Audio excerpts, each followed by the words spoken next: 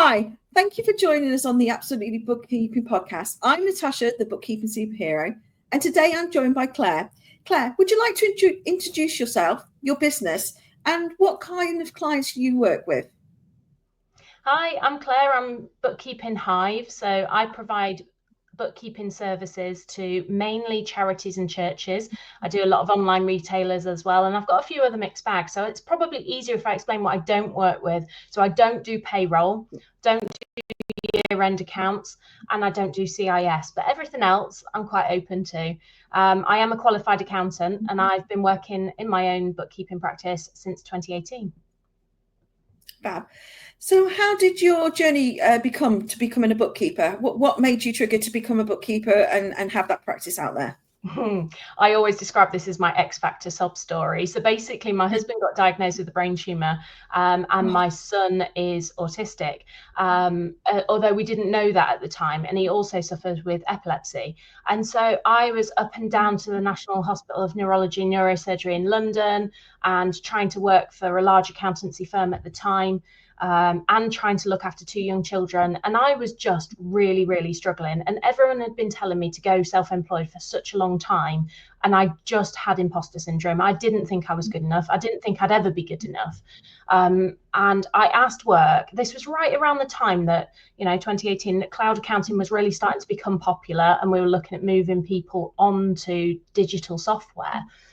And I'd said to my employer, can I work remotely? And they said no. And I reduced my hours and then handed in my notice, and they said, no, we won't accept it. We want you to stay. And so eventually I did leave and set up. But instead of going self-employed as an accountant, I just found disclosures really boring. I didn't like doing the year-end accounts. I just found it monotonous. I really enjoyed my time of working in the cloud department, migrating people onto digital software, and decided that was what I was going to go with and do the nitty-gritty of the bookkeeping. That's amazing. So what's the one word you would use to describe your relationship with technology in your business? As at today's date, I would say excited. Excited. So let's talk about your favorite app.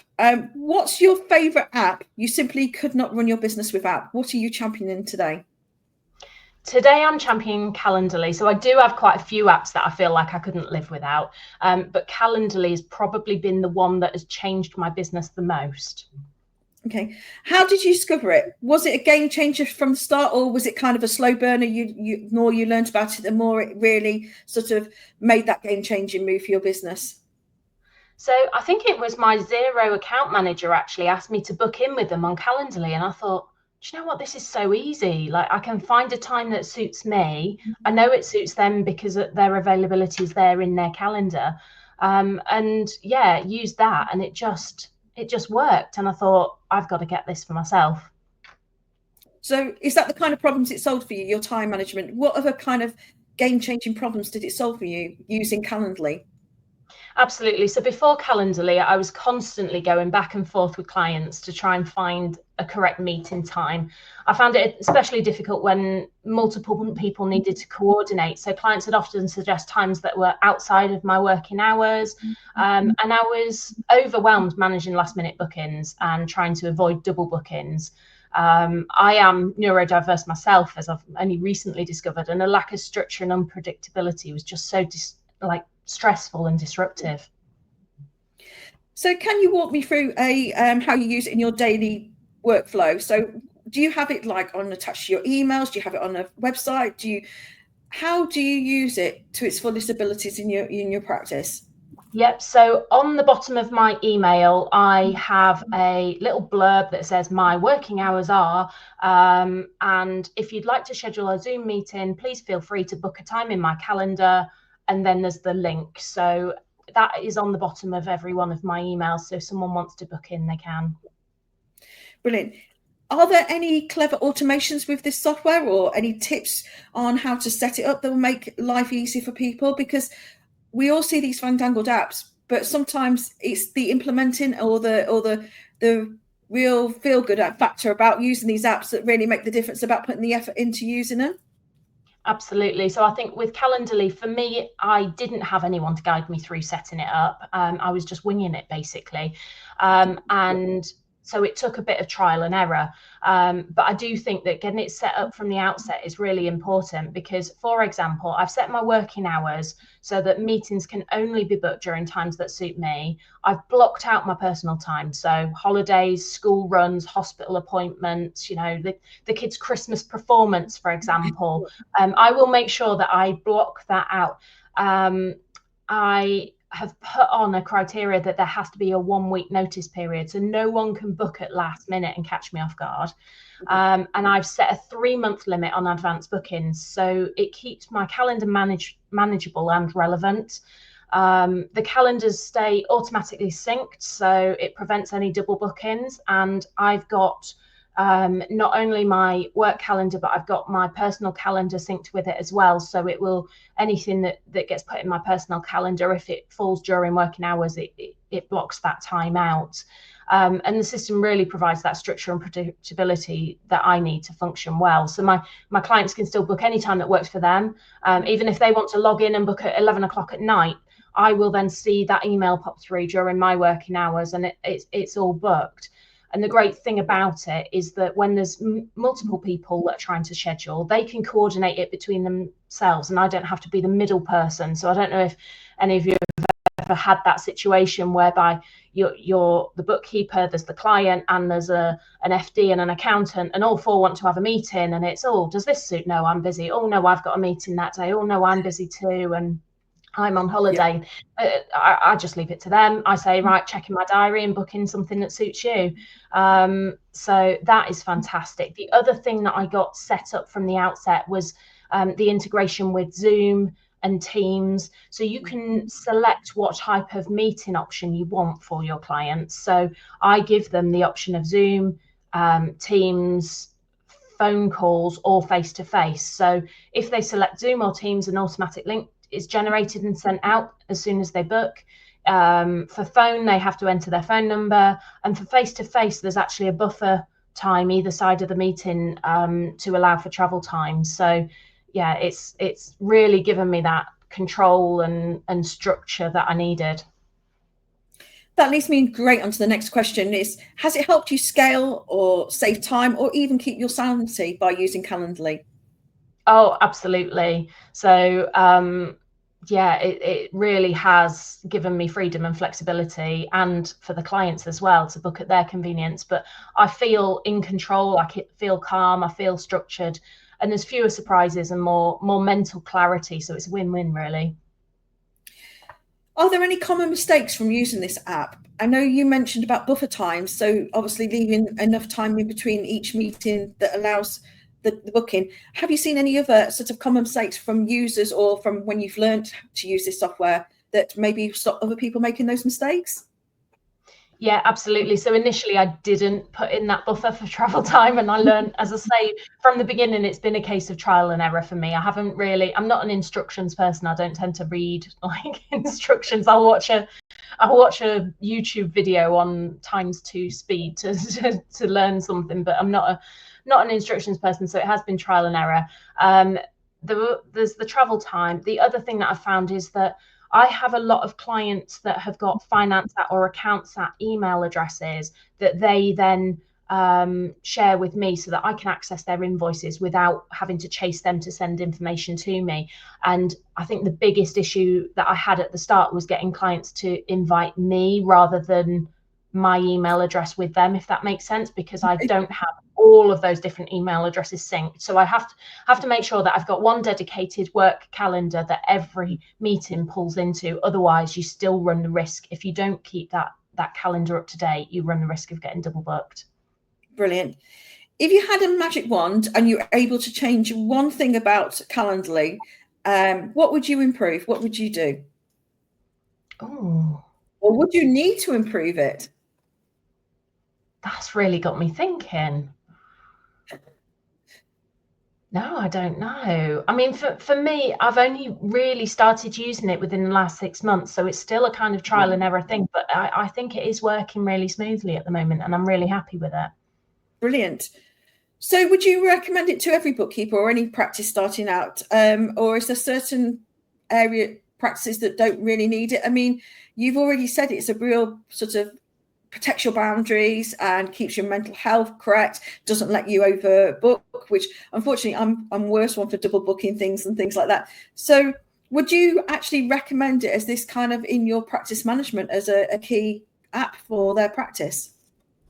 Yeah, absolutely. I mean, it syncs with calendars. So I think even for larger practices, if each individual person had their own Calendly that people could book in with, I could still see it working. I've never really thought about it for anybody else other than myself, but I can imagine it does work. And like I say, my Xero account manager has it. So I'm assuming they use it across the Xero platform as well. Have you paired with any other tools to sort of supercharge that? So obviously you've already mentioned you've actually paired it with Teams and Zoom.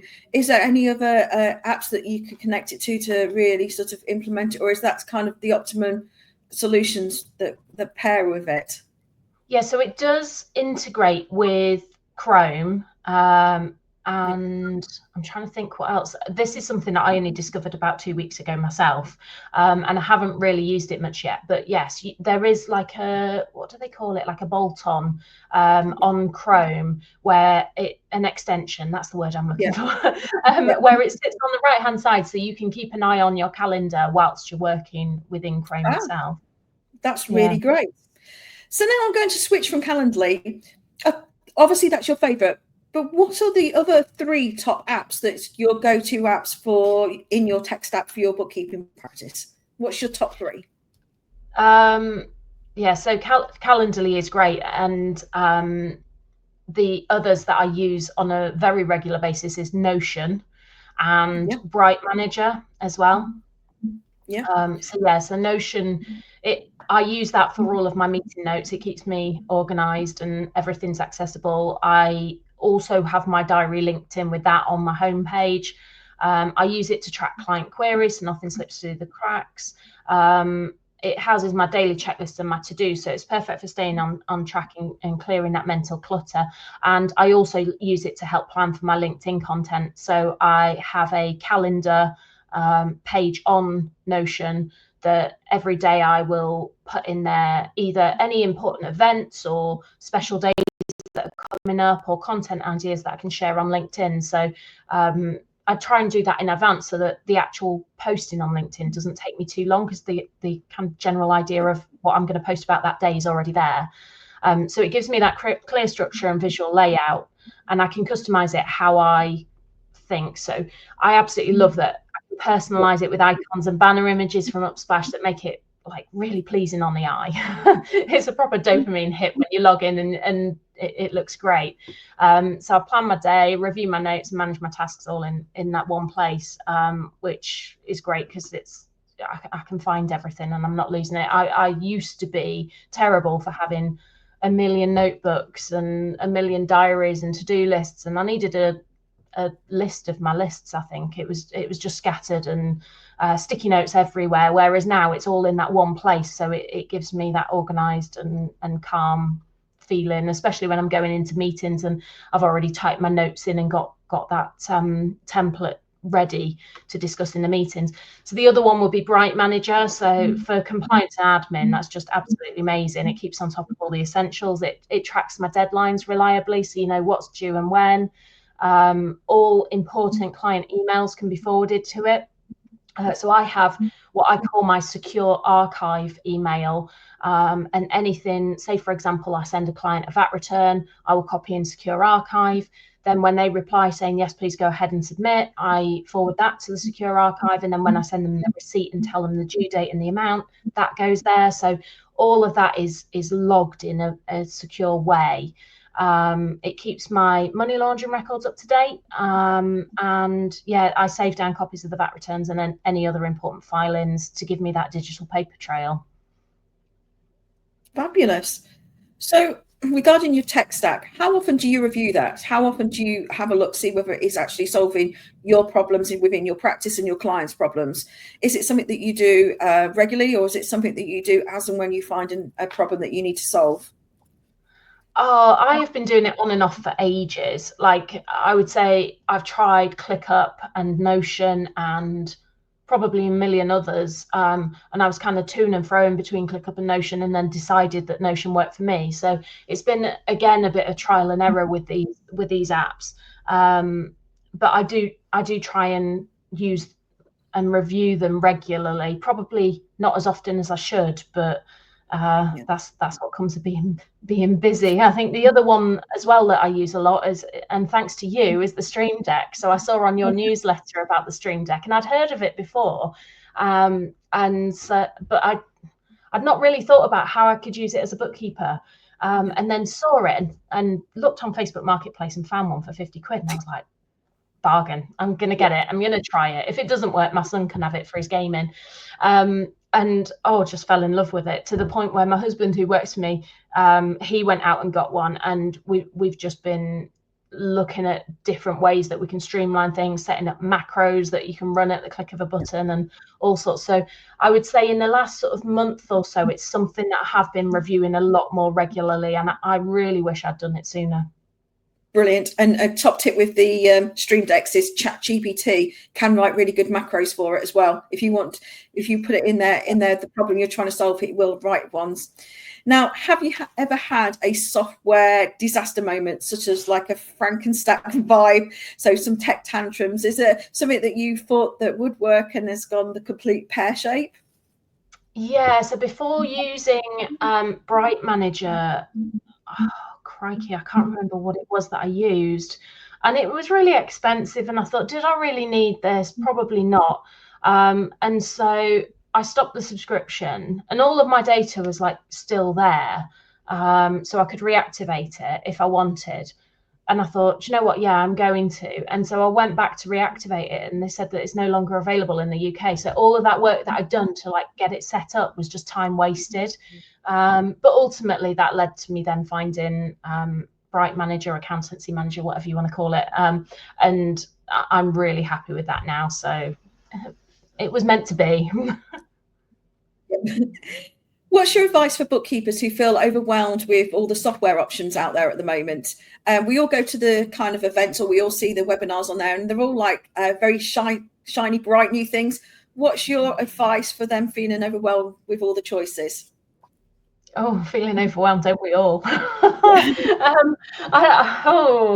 What advice can I give on that? I'm terrible for it myself. I get sucked into them all. I'll, spend ages scrolling through TikTok, looking at people using these softwares to see, will it actually work for me? Does it do what it wants? I mean, it drives me mad when I'm scrolling through Facebook on a personal level, and there's all these sponsored ads for different apps, and I think, oh, is it any good or not? And they're all so expensive.